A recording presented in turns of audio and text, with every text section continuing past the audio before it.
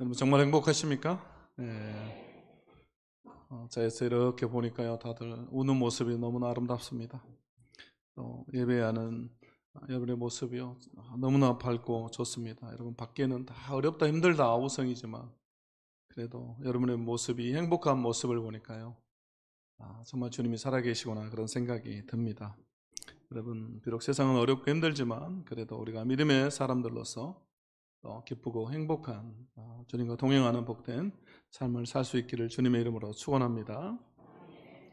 여러분 우리는 힘들고 어려운 때일수록 우리에게 주신 사명, 하나님이 우리에게 맡긴 사명을 붙잡고 살아가야 됩니다.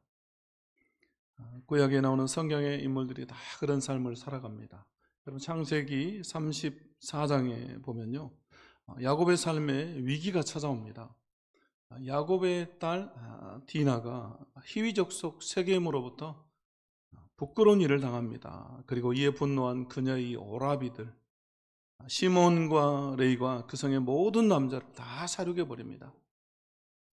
할례를 받으면 화친을 맺겠다라고 하고는요, 다 죽여버리죠. 이 일로 인해서요, 야곱의 가족은 가나안 족속들의 이 보복의 대상이 됩니다. 야곱의 인생에 또 한 번의 위기가 찾아온 것입니다. 그때 하나님이 야곱에게 뭐라고 말씀하십니까? 너는 그들과 싸우기 위해서 큰 군대를 만들어라, 힘을 길러라, 이렇게 말씀하시지 않습니다. 대신에 뭐라고 말씀하시냐면 창세기 35장 1절에 보니까요, 하나님이 야곱에게 이르시되 일어나 베델로 올라가라, 이렇게 말씀하십니다. 베델로 올라가라. 우리 한번 따라할까요? 베델로 올라가라. 여러분 베델은 어떤 곳입니까? 왜 하나님은 야곱에게 베델로 올라가라 라고 말씀하십니까? 여러분 베델은 야곱이 과거에 그의 형 에서를 속여서 장자권을 빼앗고 위기에 처했을 때 형 에서의 낯을 피해서 외삼촌 라반의 집으로 도망가던 중에 꿈속에서 하나님을 만난 곳입니다. 그리고 그곳에서 야곱이 하나님께 서원을 합니다. 결국 베델은 야곱이 위기의 때, 힘들고 어려운 때 하나님을 만난 것이고, 그리고 그 하나님께 서원한 것입니다. 그가 하나님께 사명을 받은 것이라고 할 수가 있습니다. 그렇기 때문에 주님이 야곱에게 베델로 올라가라 라고 하시는 것은 다시 한번 너의 사명을 기억해라, 너의 서원을 기억해라, 그리고 너의 부르심을 기억해라 라고 하는 말씀입니다. 그리고 그는 정말로 그 말씀을 따라서 베델로 올라갑니다. 여러분 엘리야 선지자도 마찬가지죠. 엘리야는 갈멜리산에서 바알 선지자들과의 대결을 벌여서 대성을 거둡니다. 그러나 아합 왕의 아내 이세벨이요, 자신을 죽이겠다고 하는 그 한마디에 영적인 침체에 무기력에 빠지게 됩니다. 그리고 로뎀나무 아래에서 죽기를 바라는 신세가 되었습니다. 열왕기상 19장 4절에 보면요, 로뎀나무 아래에 앉아서 자기가 죽기를 원하여 이르되 여호와여 넉넉하오니 지금 내 생명을 거두시옵소서, 이렇게 말합니다. 이 위대한 선지자에게도 위기가 찾아왔습니다. 그때 주님이 천사를 보내서 떡과 물로 먹이시고 그를 회복시키십니다. 그를 회복시키신 후에 그를 어디로 보냅니까?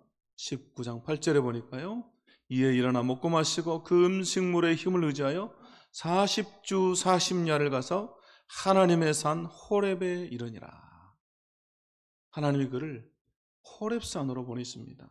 여러분 호렙산도 마찬가지죠. 여러분 이 호렙산은 모세가 하나님을 만난 곳이고 그가 부름을 받은 곳입니다. 이스라엘 백성들도 출애굽 이후에 이곳에서 하나님을 만납니다. 하나님께서 그들을 자기 백성으로 삼으시고 이스라엘이 또한 그곳에서 사명을 받습니다. 주님은 엘리야 선지자를 그곳으로 부르십니다. 그리고 만나주시고 다시 한번 그에게 사명을 불어넣어 주십니다. 이처럼 우리 주님은요, 자기 백성들이, 우리 믿는 자들이 정체성의 혼란, 영적인 무기력, 그리고 위기에 빠질 때마다 그분이 하시는 첫 번째 일은 바로 우리의 사명을 북돋아 주시는 것입니다. 우리로 하여금 다시금 사명을 깨닫게 한다라고 하는 것입니다. 그리고 우리로 하여금 일어나서 가야 할 길을 가게 하십니다. 왜냐하면 사명이 곧 힘이고 능력이기 때문입니다. 사명이 곧 길이고 비전이기 때문에 그렇습니다.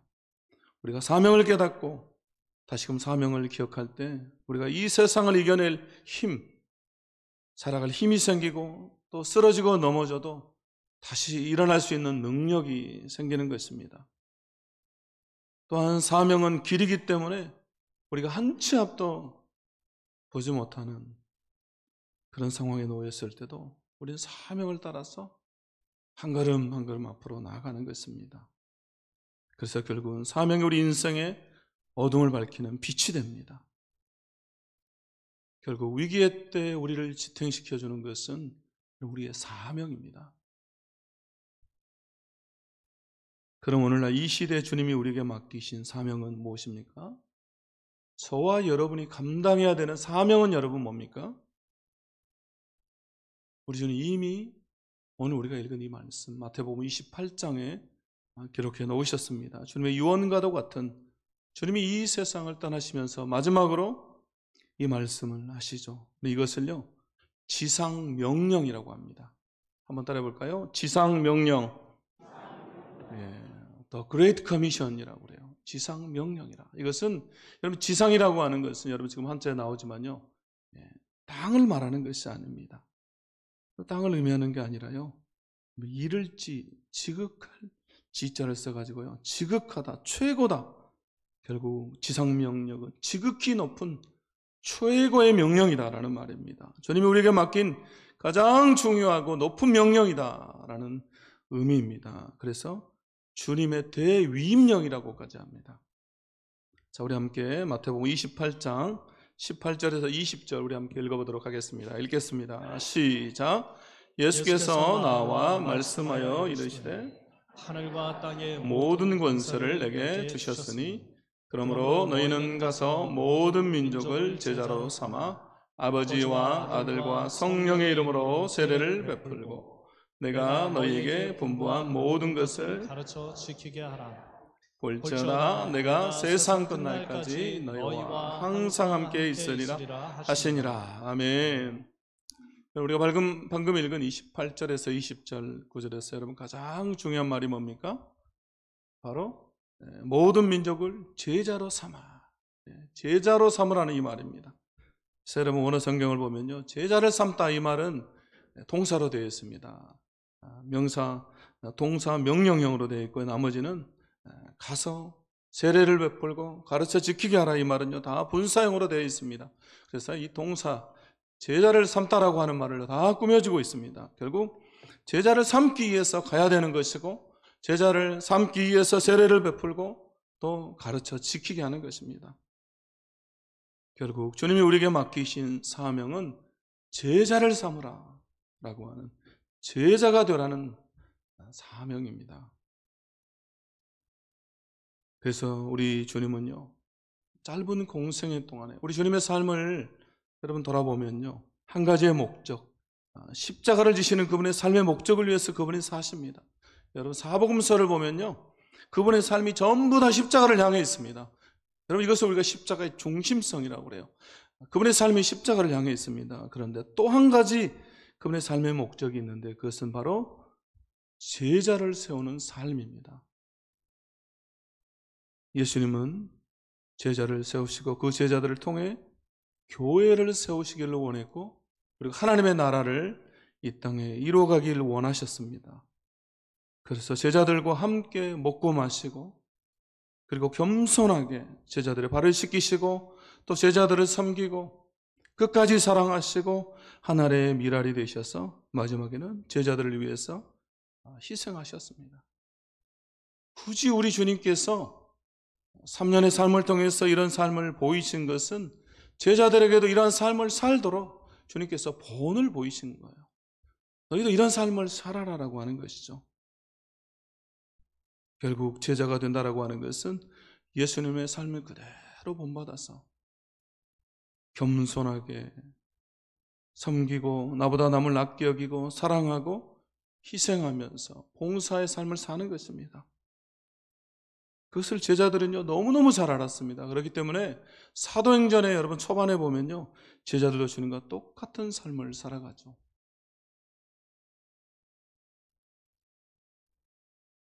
여러분 사도행전 6장 7절에 보면요 그래서 이런 표현이 나옵니다. 우리가 한번 읽어보겠습니다. 시작. 하나님의 말씀이 점점 왕성하여 예루살렘에 있는 제자의 수가 더 심히 많아지고 허다한 제사장의 무리도 이 도에 복종하니라. 아멘. 여러분 사도행전에서 성령이 임하고 이 제자의 삶을 통해 이 삶을 바라본 사람들이 감동을 받고요 교회 안으로 들어옵니다. 3,000명, 5,000명 기하급수적으로 늘어나죠. 그런데 오늘 성경은요 교회 성도가 늘어났다, 교회가 더 커졌다라고 말하지 않습니다. 여러분 뭐라고 기록하고 있습니까? 오늘 말씀해 보니까 제자의 수가 더 심히 많아졌다 이렇게 기록하고 있습니다. 초대교회는 교회 안으로 들어오는 사람들을 그들이 믿고 세례를 받으면 다 제자로 만든 것입니다. 단순한 교회 성도, 주일에 한 번 나오는 것으로 만족하는 그런 삶이 아니라 그들 모두가 예수 그리스도를 닮은, 주님을 닮은 제자가 되도록 그들을 훈련하고 가르친 것입니다. 바울도요 그것을 너무나 잘 알았습니다. 그래서 사도행전 14장 21절에 보면 이런 표현이 나오는데요. 이 바울이 1차 전도 여행 때 기록이죠. 이렇게 나옵니다. 복음을 그 성에서 전하여 많은 사람을 제자로 삼고. 바울이 복음을 전하고 그들이 믿었을 때 무엇으로 삼았습니까? 제자로 삼았다. 바울도 역시 그들을 제자로 삼았습니다. 바울은 평생 그 삶을 삽니다. 그리고 그의 마지막 서신인 디모데후서에서 자신의 영적인 아들과 같은 자신의 제자인 디모데에게 유언하면서 2장 2절에서 이렇게 말합니다. 이런 부탁을 합니다. 우리 함께 읽겠습니다. 시작. 또 내가 많은 증인 앞에서 내게 들은 바를 충성된 사람들에게 부탁하라. 그들이 또 다른 사람들을 가르칠 수 있으리라. 바울이 그의 제자인 디모데에게 이 부탁을 하고 있습니다. 이 말이 이해가 됩니까? 바울이 디모데를 제자로 삼았습니다. 그리고 바울의 제자였던 디모데가 또 충성된 사람들을 제자로 삼습니다. 그리고 이 충성된 사람들은 또 다른 사람들을 제자로 삼습니다. 바울이 디모데가 충성된 사람을, 그리고 충성된 사람들이 다시 다른 사람을 제자로 삼고 있습니다. 결국은 내가 제자가 되고 또 제자는 또 다른 제자를 낳고 계속해서 제자를 낳는 삶입니다. 그럼 마치 붕어빵을 찍어내는 것처럼요, 똑같이 그 스승의 모습을 본받아서요 계속해서 달라지지 않고 그럼 제자의 삶을 사는 것. 여러분 이것이 우리 그리스도인에게 주어진 사명입니다. 우리 이것을 위해서 우리가 복음을 전하는 거죠. 우리가 성령으로 충만해서 전도하며 선교하는 교회가 되어야 하는 이유입니다. 우리가 지금까지 여러분 전도한다라고 하면 교회로 데려오는 것으로 우리가 대부분 만족을 많이 했습니다. 여러분 물론 그것도 귀하고 칭찬받을 일이죠. 여러분 그것은 복음을 들을 수 있도록 하는 제자로 삼는 가장 초보적인 단계입니다. 그들이 교회에 와야 복음을 들을 수 있기 때문에 우리 그렇게 하는 것이죠. 여러분 그것도 물론 너무너무 중요합니다. 그러나 여러분 그것은 궁극적인 목적은 아닙니다. 우리가 복음을 전하고 그들을 교회로 데려오는 이유는 바로 그들을 제자로 삼기 위함입니다. 우리가 그들을 제자로 삼아야 돼요. 우리의 직업이나 직장 일도 마찬가지죠. 우리는요 내가 가진 직업 또 일이나 내가 하려고 하는 그 일이, 여러분 나의 그 직장 생활이 나의 사명이라고 생각할 때가 많습니다. 그렇기 때문에 여러분 그 직장에서 20년, 30년, 40년 수고하고 그만두면요 이 일을 사명이라고 생각하기 때문에 그만뒀을 때 그럼 허탈해요. 이후에 나는 뭐 하지? 나는 뭘 먹고 살까? 막 이런 고민을 합니다. 마치 그 일을 그만두면 내가 끝나버리는 것처럼 그렇게 생각을 해요. 그러나 절대로 그렇지 않습니다. 여러분, 일이나 직업은, 내가 하는 일은요, 우리에게 주신 사명을 이루는 통로고 수단입니다. 여러분, 도구인 것이지 그것이 사명은 아닙니다. 여러분, 제자 삼고 제자 되는 것이 우리의 사명입니다. 그렇기 때문에 여러분, 도구는 바뀔 수가 있는 겁니다. 안정적일 수도 있고 안정적이지 않을 수도 있고, 돈을 많이 벌 수도 있고 또 못 벌 수도 있고, 그럼 통로이고 수단이기 때문에 그래요. 그래서 우리가 여러분, 일을 계속하든 또 그만두든, 여러분 또 직장이 바뀌든 은퇴를 하든, 여전히 우리는 이 제자의 삶을 사는 겁니다. 이것이 우리의 사명이기 때문에 여러분, 나이를 들어도 여전히 이 삶을 사는 거예요. 여러분, 믿습니까?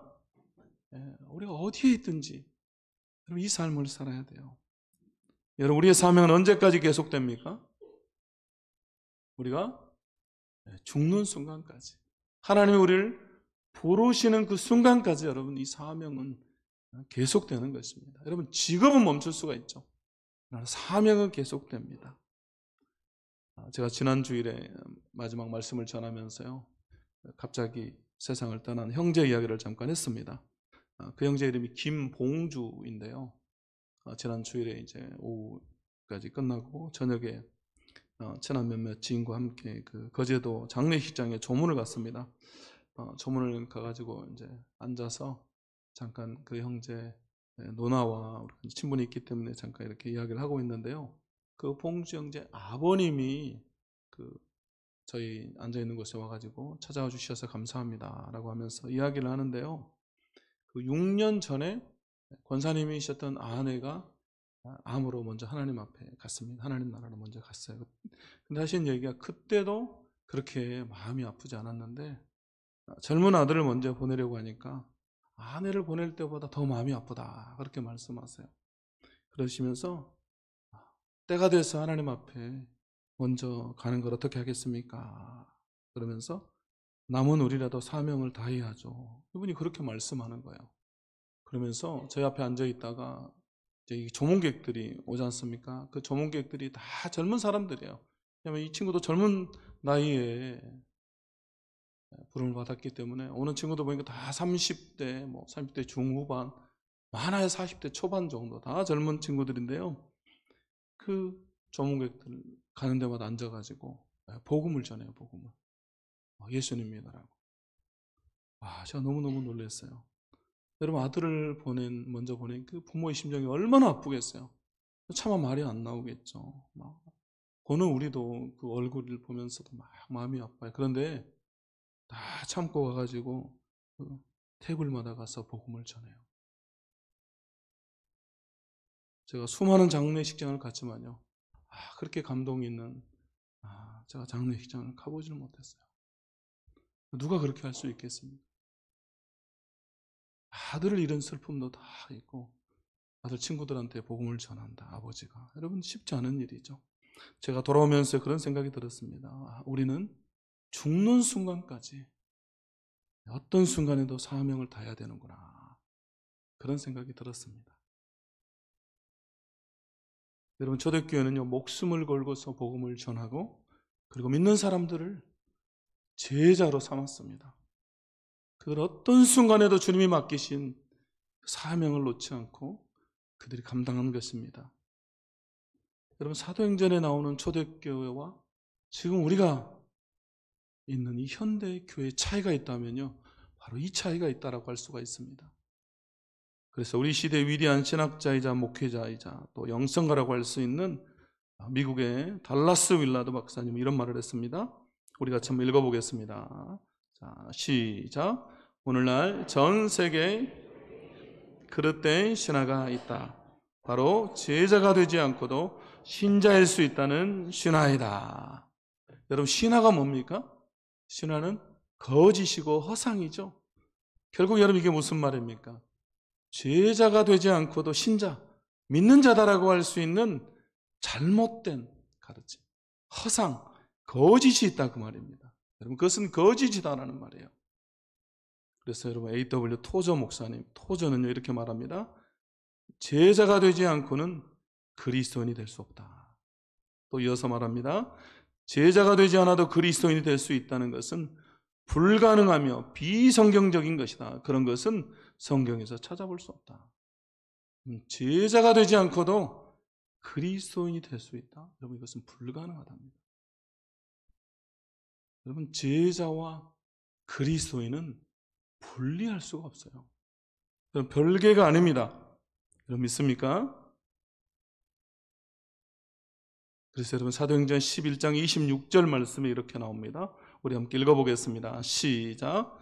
만남에 안디옥에 데리고 와서 둘이 교회에 1년간 모여 있어 큰 무리를 가르쳤고 제자들이 안디옥에서 비로소 그리스도인이라 일컬음을 받게 되었더라. 아멘. 제자들이 비로소 그리스도인이라 일컬음을 받게 되었다. 여러분 이렇게 나오죠. 여러분 제자들이 그리스도인이라는 칭호를 받게 된 것입니다. 예수를 믿고 예수의 제자가 된 사람들이 그리스도인이라고 하는 칭호를 얻게 되었습니다. 여러분 그러므로 그리스도인이라고 하는 말은 여러분 어떤 의미가 있는 것입니까? 여러분 이 그리스도인이라고 하는 말은 제자라는 말을 어떻게 보면요 뛰어넘는 말입니다. 단계로 보면요 제자를 넘어서 그리스도인이 되는 거죠. 결국 그리스도인이라는 말은 그리스도의 사람, 그리스도께 속한 사람, 그리스도와 하나가 된 사람을 말해요. 작은 예수를 말합니다. 그래서 여러분 우리가 엄밀히 말하면요 교회 가는 제자 훈련은요 사실은 여러분 거꾸로 되어 있습니다. 우리는 그리스도인이 훈련을 통해서 제자가 된다 이렇게 가르치죠. 그런데 사실은 그리스도인들이 제자 훈련을 통해서 제자가 되는 것이 아니라 제자가 온전한 제자로서의 삶을 살아갈 때 제자가 그리스도를 닮아가고 그리스도를 온전히 따르는 삶을 살아갈 때 그리스도인이라고 세상이 불러주는 것입니다. 너는 온전히 그리스도께 속한 사람이야. 너는 그리스도와 완전히 하나가 된 사람이야. 마치 너를 보니까 예수님을 보는 것 같아. 너는 마치 그리스도 같아. 라고 해서 그리스도인이라고 불러주는 것입니다.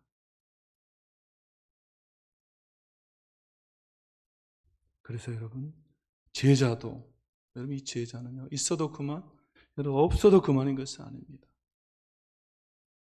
여러분 신약 성경에 보면요 이 제자라고 하는 말은요 269번이 나오고 그리스도인이라고 하는 말은 3번이 나옵니다.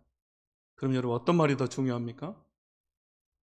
269번이 나오고요 3번이 나와요. 그럼 어떤 말이 더 중요합니까 여러분? 네, 여러분 성경인데 둘 다 중요하죠. 뭐 3번이 나오든 4번이 나오든 여러분 다 중요합니다. 그러면 여러분 우리가 어디에 더 중점을 둬야 됩니까? 제자에 더 중점을 둬야죠. 그래서 여러분 최근에는요 이 뱀파이어 크리스찬이라는 말도 있습니다. 뱀파이어 크리스찬. 그럼 뱀파이어가 뭡니까? 흡혈귀를 말하죠. 그럼 흡혈귀 막 피를 빨아먹고 사는 존재, 피가 있으면 사는 존재를 말해요. 여기에 빗댄 것입니다. 그래서 뱀파이어 크리스천, 뱀파이어 그리스도인이란 말이 무슨 말이냐면요 구원을 위해 필요한 그리스도의 피에만 관심이 있고 십자가와 구원받는 것에만 관심이 있고 그리스도인으로서 순종하며 제자가 되어 합당한 삶을 사는 것에는 관심이 없는 사람을 칭하는 말입니다. 예수 그리스도의 피에만 관심이 있어요. 그러나 제자의 삶을 사는 것에는 관심이 없어요. 여러분 그런 사람을 여러분 피만 먹기 때문에 뱀파이어 그리스도인이라고 그래요. 여러분 제자가 되는 데는 많은 수고와 헌신, 희생이 따르기 때문에 여러분 그 길을 가려고 하지 않는 겁니다. 그리스도인이라고 하는 사람들이 이 시대 우리의 모습을 지칭하는 말이죠. 그러므로 이제 우리 시대의 최대의 명제는요 제자도를 회복하는 것입니다. 여러분 마음과 삶이 변하지 않고도 그리스도인이 될 수 있다라고 하는 것은 여러분 잘못된 거다 라는 말입니다. 그래서 여러분 이제 우리는요 좀 패러다임을 우리가 바꿔야 됩니다. 우리의 생각을 좀 바꿀 필요가 있습니다. 이전 시대의 교회 모습을 스포츠에 비교해 보면요, 여러분 권투장의 모습이라고 할 수가 있겠습니다. 이전 시대 교회의 모습을요 비교하면 스포츠로 비교해 보면 권투장입니다. 그래서 여러분 권투 시합을 여러분 생각해 보세요. 권투 시합은 몇 사람이 합니까? 두 사람이 하죠. 맞습니까? 네, 왜 이렇게 반응이 없습니까? 뭐 요즘 막 3명, 4명씩 합니까? 제가 좀 TV를 안 봤더니 뭐 권투를 막 4명, 5명이 한 번에 막 링에 올라가서 그러지 않죠? 지금도 2명 하죠? 맞습니까? 네, 변함이 없군요.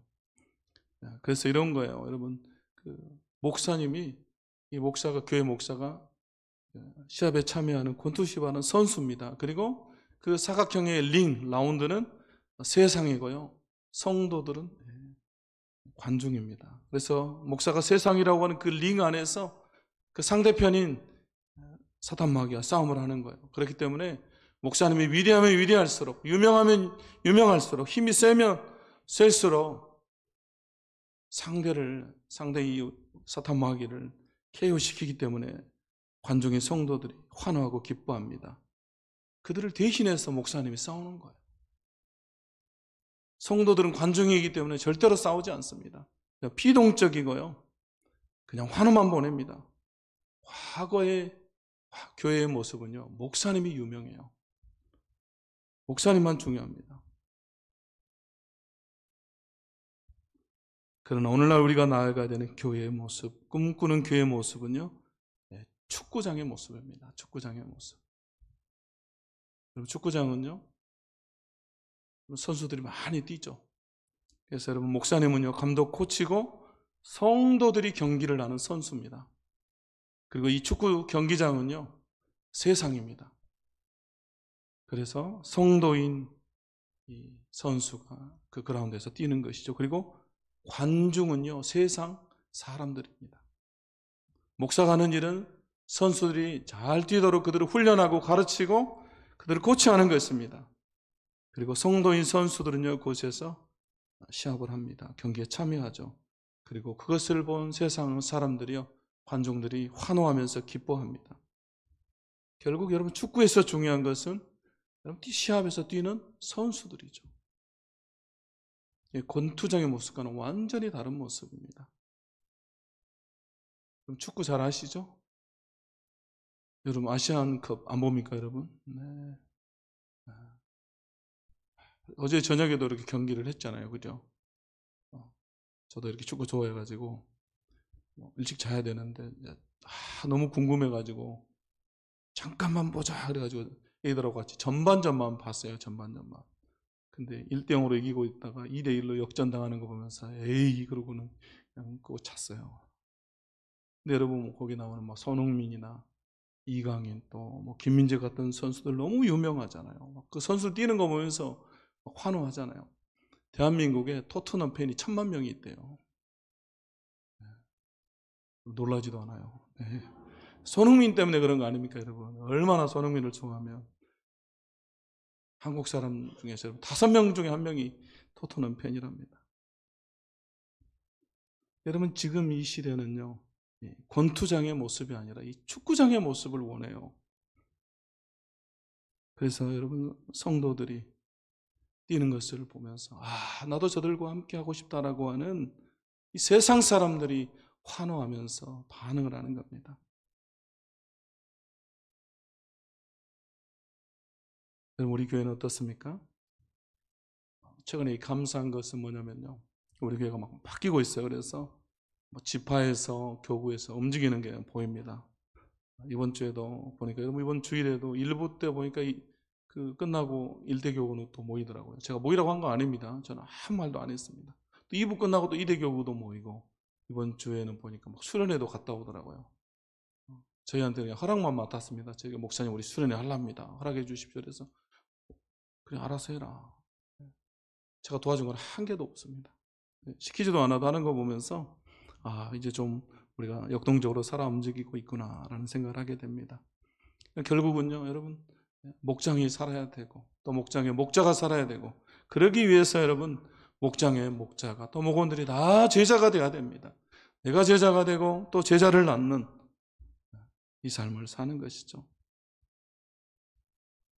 그래서 여러분, 저희 꿈은요, 목사보다도 성도가 유명한 교회가 되는 것입니다. 우리의 성교회가. 우리의 성교회가 성도가 유명한 교회가 됐으면 좋겠습니다. 여러분, 한 사람 한 사람이 유명한 제자의 삶을 살았어요. 해성교회 하면 목사는 별 볼 일 없어도 그 교회 성도들은 정말 대단하더라. 여러분, 이런 소문이 났으면 좋겠습니다. 제가 보니까요, 여러분, 목사가 유명해지는 거 여러분 별거 아니에요. 목사가 아무리 공부도 많이 하고 막 유명해도요, 성도들이 별로 유명하지 않고 별 볼 일 없으면요, 그 목사도 결국은 별 볼 일 없는 사람이 돼버려요. 그런데 목사는 저처럼 막 별거 없어도요, 이렇게 성도들이 여러분처럼 유명하고 열심히 삶을 살면 여러분, 저도 덩달아 여러분이 막 올라가요. 그렇죠? 그래서 여러분들이 제자의 삶을 살고 막 열심히 주님을 위해 헌신하면요, 다들 그러죠. 야, 그 교회 담임 목사가 누구냐? 얼마나 성도들을 잘 양육하고 가르쳤으면 저렇게 한다냐? 막 그러면서 저도 덩달아 유명해지는 겁니다. 그래서 우리 해성교회는 성도들이 유명한 교회가 되었으면 좋겠습니다. 결국 우리가 이 세상이라고 하는 그라운드에서 뛰면서 선수로서의 삶을 살고, 우리가 제자가 되어야 하는 이유와 목적은 무엇입니까? 왜 우리가 제자가 되어야 됩니까? 그 이유를 성경은요, 두 가지로 우리에게 설명합니다. 첫 번째로, 우리가 제자가 될 때 예수님의 증인이 된다라고 우리에게 말씀하고 있습니다. 사도행전 1장 8절의 말씀처럼 오직 성령이 너희에게 임하면 너희가 권능을 받고 예루살렘 온 유대와 사마리아와 땅 끝까지 이르러 내 증인이 된다. 예수님의 증인이 된다라고 말씀해요. 우리가 제자가 될 때 우린 참된 증인의 삶을 살 수가 있는 것입니다. 이 시대가요, 여러분, 참된 제자의 삶을 살지 않으면 더 이상 전도하기가 쉽지 않은 시대가 됐습니다. 그래서 여러분, 최근에 계속해서 올라오는 여러분 그 여론조사 같은 거 보면요, 기독교는 계속해서 비호감이에요. 비호감. 특히 젊은 세대들, 10대, 20대, 30대들에게는 완전히 비호감입니다. 천주교와 불교는 50%, 60% 이렇게까지 되는데요, 기독교는 더 낮아져요. 작년과 올해 이렇게 계속해서 그 호감도가 떨어집니다. 그래서 여러분 보시면 언론이나 드라마, 영화 같은 데서 계속해서 기독교를 조롱하고 부정적인 내용의 기사가 쏟아져 나와요. 그렇기 때문에 정말로 전도하기가 쉽지 않습니다. 아사시의 성자로 알려진 성 프란시스가요, 제자들을 세상으로 보내면서 이렇게 말합니다. 여러분, 할 수만 있다면 복음을 전하십시오. 그러나 가능하면 말을 사용하지 마십시오. 여러분, 이게 무슨 말입니까? 말로 하는 전도가 아니라 삶으로 보여주는 전도를 해라, 그 말이죠. 제자의 삶을 살아나는 것입니다. 그래야 그 영혼들이 돌아온다. 말이 아닌 행동으로, 삶으로 보여주라는 것입니다. 결국 이것은 우리가 제자의 삶을 이 땅에서 주님을 닮은 그 삶을 사는 방법밖에 없습니다. 우리가 제자가 돼야만 주님의 참된 증인이 될 수가 있습니다. 두 번째로, 아버지께 영광을 돌리기 위한 것이다. 열매 맺는 삶이다라고 말하고 있습니다. 요한복음 15장 8절 말씀 우리 함께 읽겠습니다. 함께 읽습니다. 요한복음 시작. 너희가 열매를 많이 맺으면 내 아버지께서 영광을 받으실 것이요 너희는 내 제자가 되리라. 아멘. 열매를 많이 맺어서 하나님께 영광이 되면 너희가 내 제자가 된다. 여러분, 이 말은 무슨 말입니까? 바꾸어 말하면 우리가 제자의 삶을 살아갈 때 열매를 맺게 되고, 그리고 하나님은 영광 받으신다. 하나님께 영광이 된다라는 말입니다. 우리 제자의 삶을 통해서 열매를 맺게 되고, 그리고 하나님께 영광이 된다, 그 말입니다. 그러므로 우리가 이 시대 가운데서 주님이 우리에게 부탁하신 사명, 주님의 지상명령, 제자가 되고 제자를 낳는 이 삶을 통해서 우리가 참된 증인의 삶으로, 그리고 주님께 영광 돌리는 삶으로 드려지는 복된 성도들이 다 될 수 있기를 예수 그리스도 이름으로 축원합니다. 자, 마지막으로 우리 한번 말씀 기억하면서 한번 따라하겠습니다. 예수님의 제자가 됩시다. 예수님의 제자가 됩시다. 우리 옆 사람에게도 한번 또 얘기해 주세요. 예수님의 제자가 됩시다. 자, 우리 함께